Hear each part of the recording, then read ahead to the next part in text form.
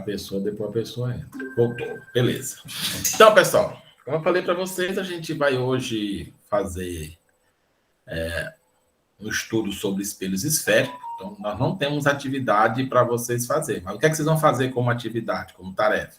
Estudar o material, né? Reler, fazer uma releitura, para que vocês possam estar acompanhando direitinho. Uma outra informação é com relação ao nosso terceiro período. Nosso terceiro período está se encerrando, né? Nós temos mais ou menos aí 1 ou 2 semanas de aula. A gente vai encerrar o terceiro período e fechar todas as atividades. Então, quem está devendo alguma atividade lá na sala do Google, cuidar em fazer as atividades e atualizar as suas notas, né? A gente vai depois postar a nota no grupo lá do WhatsApp. Então, essa vai ser a nossa demanda, tá bom? Então, basicamente, isso vai ser nosso contexto para hoje, tá? Então, vou botar aqui nossa aulazinha. Vocês vão me dizer aí se está aparecendo para vocês, né? Alguém aí depois me avisa, porque não dá para me ver no chat, né? Depois que a gente bota para apresentar a tela aqui. Então, tá aparecendo para vocês aí direitinho? Sim, está. Tá bom. Obrigado, valeu. Então, a gente vai fazer o nosso estudo, né, hoje sobre espelhos esféricos. Semana passada nós falamos sobre espelho plano, né? Uma característica interessante dos espelhos planos é que eles refletem a imagem sempre virtual, direita e igual, né? Então, toda aquela parte simétrica com relação à formação de imagem, reflexão, regular, tem uma certa aplicação aqui também nos espelhos esféricos, mas ele tem algumas mudanças com relação a posicionamento, né, elementos da curvatura que a gente vai estar tratando aqui. Então, os espelhos esféricos, né, é nada mais nada menos do que uma esfera, né, espelhada, onde você vai pegar aqui e fazer um corte, né? Você tem aqui um corte, né? E aí você, desse corte que você tem aqui, você vai ter duas calotas, uma interna e outra externa, né? A interna tem um nome, né, que é a face côncava, e a externa tem um nome que é a face convexa. A face côncava é a face que tem lá os elementos do raio de curvatura, centro de curvatura, né? O ângulo, né, de curvatura também ficam dentro da parte côncava, né? Mas esses elementos também se aplicam, né? Se utilizam também das informações dos elementos côncavos, né? Então, tudo vai depender em qual lado a luz vai refletir. Se é o lado de dentro, se é o lado de fora. E aí você vai ter elementos específicos, né, refletidos nesses espelhos. Tá bom? Então, imaginando aqui aquilo que eu falei para vocês, né, da parte, nós temos cortando aí o eixo principal, né, e corta o centro aí do espelho, né, ou a face do espelho. Aí nós temos aí o chamado centro de curvatura, que vai dar o elemento para o raio de curvatura do espelho.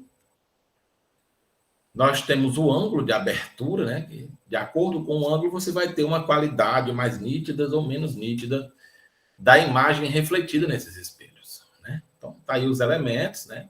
Os elementos geométricos, né? Do espelho. Aí, esse V aqui, nós chamamos de vértice, né? É o ponto de vértice do espelho, né? A gente vai usar em alguns momentos também esse elemento, tá bom?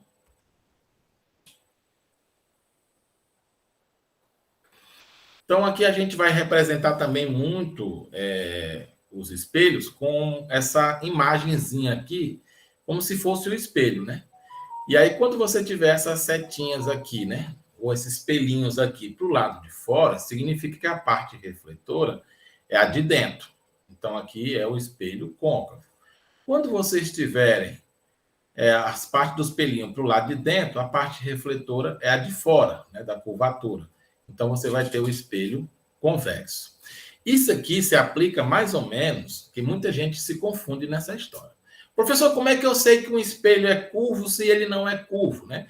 Porque às vezes eles conseguem colocar uma lâmina curva dentro de um vidro reto, né? E aí você tem um espelho curvo, mas numa lâmina reta. Mas ele curvou a lâmina dentro do vidro. É porque poucas pessoas percebem isso, né? Aí o cara não acredita que aquilo é um espelho, né? Um espelho curvo se ele está numa superfície reta, né? Mas tem como você curvar dentro da superfície reta a lâmina refletora, né? Aí você pode fazer isso aí tranquilamente. É tecnologia, né? Ninguém se surpreenda com isso, não. Então, aqui os elementos que eu falei para vocês, nós temos o centro de curvatura, né? A metade do centro de curvatura nós temos a distância focal, que a gente vai usar nas nossas equações, né, de convergência, e o vértice, né? E aí a gente vai usar agora os elementos de reflexão, né, no espelho, né? Então eu tenho aqui um raio que incide, né, no espelho côncavo, ele vai refletir passando pelo foco. Se o raio, né, sempre for paralelo, né, aqui ao eixo principal, ele vai refletir sempre passando pelo foco. Quanto mais próximo, aí você vai ter as mudanças aí, mas sempre vai passar pelo foco. No côncavo, nós vamos usar a mesma regra, certo? Os raios vão refletir paralelo, né? Não, vão incidir paralelo e vão refletir como se estivesse passando pela o foco. Só que ao invés de passar pelo foco, ele vai ser refletido de modo que a projeção da reflexão é que passa pelo foco, né? Em todos eles aqui, ó, vai acontecer o mesmo episódio, certo? Em todos eles aqui vai acontecer o mesmo episódio. A projeção da reflexão é que passa pelo foco. Então, vamos lá para os chamados raios notáveis, né? Os raios notáveis que incidem paralelamente ao eixo principal, reflete-se numa direção que passa pelo foco. Então, essa aqui é como se fosse uma espécie de regra de reflexão para os espelhos curvos, certo? Sempre você vai ter essa possibilidade aqui, certo? E a gente vai ter também uns outros também, tanto para espelho côncavo como para espelho convexo, certo? Acontece a mesma coisa. Certo? Então, daí nós temos também a reflexão. No caso, ó, observe que é a projeção, viu, gente? É a projeção, ó, daqui, ó, ele refletiu aqui, divergindo, mas a projeção passou pelo foco. Por quê? Porque os espelhos convexos só formam um tipo de imagem. Eu vou falar mais na frente, que é uma imagem virtual, direita e menor. Ela só forma imagens com essa característica, diferente do côncavo, que pode formar vários tipos de imagem, que a gente vai falar de cada um dos casos, tá bom? Todo raio de luz que incide na direção que passa pelo foco reflete paralelamente, ou seja, o princípio inverso também se vale, certo? Então, ao invés agora de eu incidir paralelo, eu vou incidir passando pelo foco. Então, ele vai refletir paralelo. A ideia é a mesma, né? Só mudei o sentido, né? Que agora eu estou incidindo pelo foco, ele reflete paralelo. A mesma coisa acontece com o convexo, acontece também com o côncavo.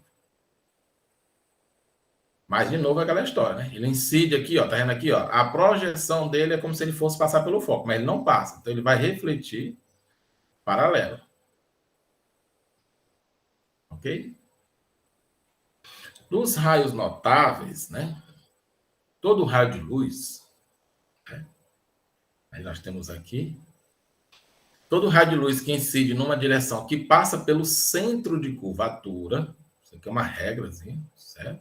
Ele volta pelo mesmo caminho, certo? Se ele passa pelo centro de curvatura, ele bate e reflete pelo mesmo caminho, voltando novamente pelo centro de curvatura, certo? Ele incide e reflete pelo mesmo ponto. A gente vai usar também esses elementos. No convexo é a mesma coisa. Tá vendo? Ele volta, bate e volta. Como se ele fosse passar lá no centro de curvatura, né? A projeção dele. Todo raio de luz que incide pelo vértice reflete simetricamente em relação ao eixo principal. Ou seja, se ele incide aqui no vértice, ele reflete formando o mesmo ângulo de retorno no lado oposto, certo? Então, aqui, ó, você tem aqui o centro de curvatura, aí o raio incidindo pelo vértice, ele vai refletir formando o mesmo ângulo aí com o eixo principal. Né? Esses ângulos aí são iguais. No convexo é a mesma coisa.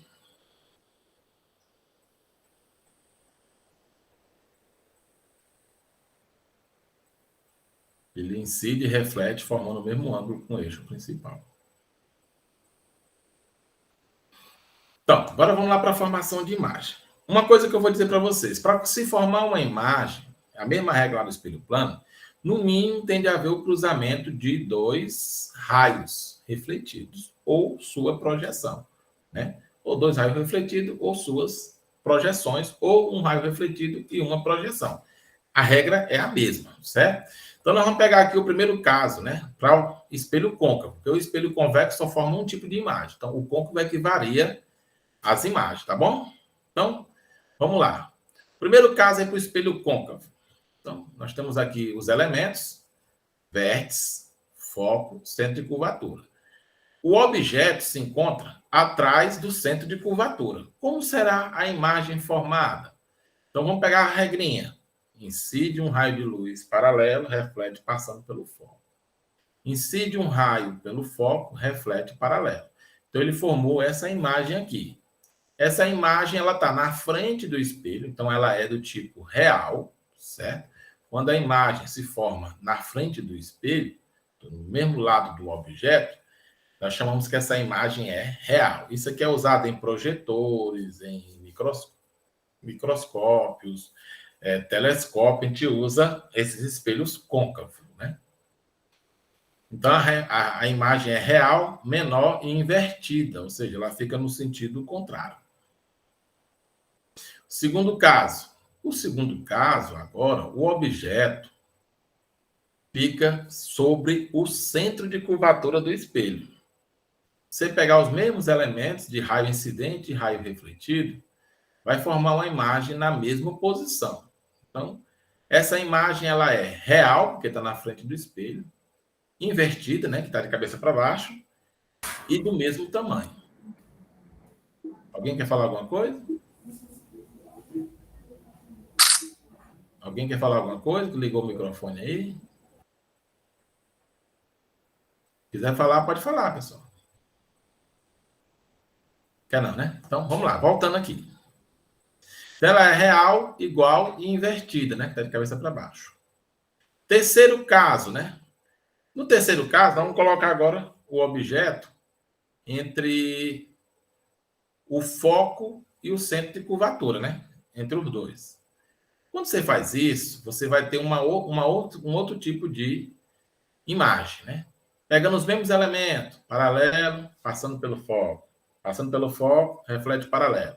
Então, ela formou aqui uma imagem também na frente do espelho. Isso aqui é muito usado naqueles retroprojetor, certo? Isso aqui é o que mais a gente usa, os retroprojetores. Você projeta uma imagem aumentada do objeto que você ilumina, né, pelos espelhos. Então, você tem aí uma imagem real, né, invertida e maior, né? Então, real, maior e invertida. Né? Isso quando está entre o centro e o foco. Quando eu coloco o meu objeto bem sobre o foco, acontece um fenômeno interessante. Então, se eu pegar aqui, ó,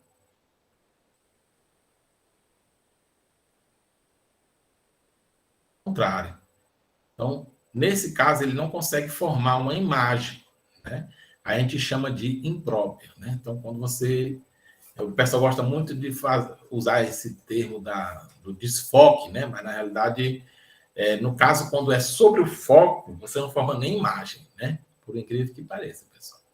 Porque as pessoas confundem focalidade com nitidez. Nitidez é uma questão da característica da qualidade dos raios refletidos. Não tem nada a ver com a focalidade. Mas as pessoas gostam muito de usar essa expressão.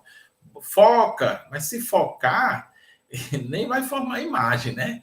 Na realidade, você tem que tornar a imagem mais nítida, melhorar a qualidade de reflexão, né? Esses elementos. Então, vamos lá para o quinto caso, né? Que é um caso também muito usual, usado muito pelos dentistas, né? Naquela coisinha que parece uma lunetinha que ele bota na boca da gente para ver as cáries, os dentes furados, né? Que é um aparelhozinho, que é um espelho, né? Um espelho côncavo, e aí ele consegue colocar lá e ver a imagem do seu dente aumentada, né? E aí ele vê dentro do espelho, né? Então, nesse quinto caso aqui, ele vai formar uma imagem, né? Se você pegar aqui os elementos de projeção, né? Do mesmo jeito, vai formar uma imagem lá dentro do espelho, que ela vai ser uma imagem aumentada, né? Do objeto. Então, ele posiciona o dente nessa posição entre o foco e o vértice do espelho, e aí ele vai ver no espelhozinho, né, o seu dente aumentado. Então, ele consegue ver como se fosse uma espécie de ampliador, né? E assim ele consegue ver com mais qualidade lá os elementos que possam ter porventura no dente, né? Isso aqui acontece nos espelhos curvos. Então, ele vai ter uma imagem do tipo virtual, né? Porque está atrás do espelho, maior e direita. Então, dá para ele ver tranquilamente aí o dente. Como eu falei para vocês, o espelho convexo só forma um tipo de imagem, né? Então, não adianta, qualquer posição que você bote, isso aqui é muito usado, por exemplo, nos retrovisores de carro, certo? Porque os objetos estão na frente do vértice, né? Então, ele vai formar uma imagem aí entre o vértice e o foco, né? Uma imagem reduzida. Qual é a vantagem dos espelhos convexos? É o campo de visão que ele capta, né? Então, por isso que os retrovisores de carro usam espelhos convexos. Mas hoje em dia eles usam também tanto o convexo quanto o côncavo, né? Em alguma parte para poder cobrir os chamados pontos cegos, né? Que porventura possam ter nos veículos, né? Que acontece muito com o motoqueiro. O motoqueiro fica danado às vezes ter acidente. Porque o ideal é sempre o motoqueiro estar visível para o espelho retrovisor. Então ele tem de olhar, né? O motoqueiro tem de olhar para o espelho retrovisor, né? Se ele olhar para o espelho retrovisor e ver o motorista, então o motorista está vendo ele. Se o motoqueiro olhar para o espelho retrovisor e não ver o motorista não está vendo ele, gente. Isso é questão básica, certo? Isso significa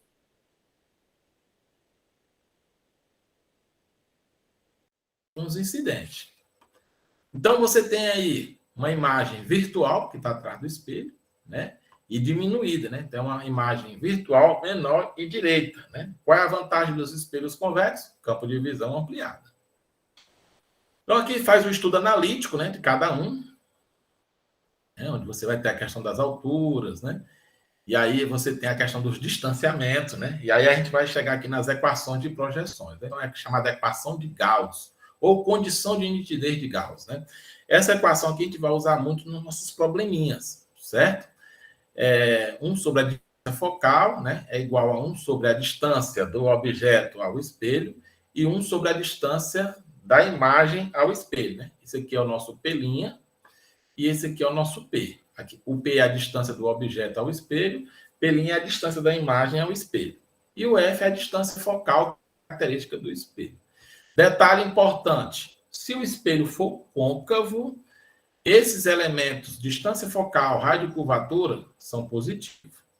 Se o espelho for convexo, né, os elementos, distância focal e rádio e curvatura são negativos, porque estão dentro do espelho, né, dentro da parte de projeção. No convexo, no côncavo, são positivos. E aí, quando você tem, por exemplo, o P' positivo, né, se tiver o P' positivo, significa que a imagem é real, está na frente do espelho. Se você tiver o P' negativo, significa que a imagem é virtual, está atrás do espelho. E sempre o P é positivo, porque são objetos que estão na parte real, né, do espelho, né, na frente do espelho. Porque não tem como você botar um objeto dentro do espelho, pelo amor de Deus. Vamos lembrar sempre disso. Então, aqui nós temos também a chamada equação do aumento, né? A equação do aumento é uma outra característica interessante, curiosa. Quando o O sempre é positivo, tá bom? O O é sempre positivo. Se o I for negativo, significa que a imagem é invertida, de cabeça para baixo, certo? Agora, o I, ele pode ser um valor maior ou menor do que o O. Não tem problema nenhum. Agora, se ele for negativo, significa que ele está invertido, tá bom? Coloque isso na cabeça. Agora, o O sempre é positivo. Aí, com relação ao aumento, o aumento vai dizer, por exemplo, se for acima de 1, significa que a imagem é maior do que o objeto.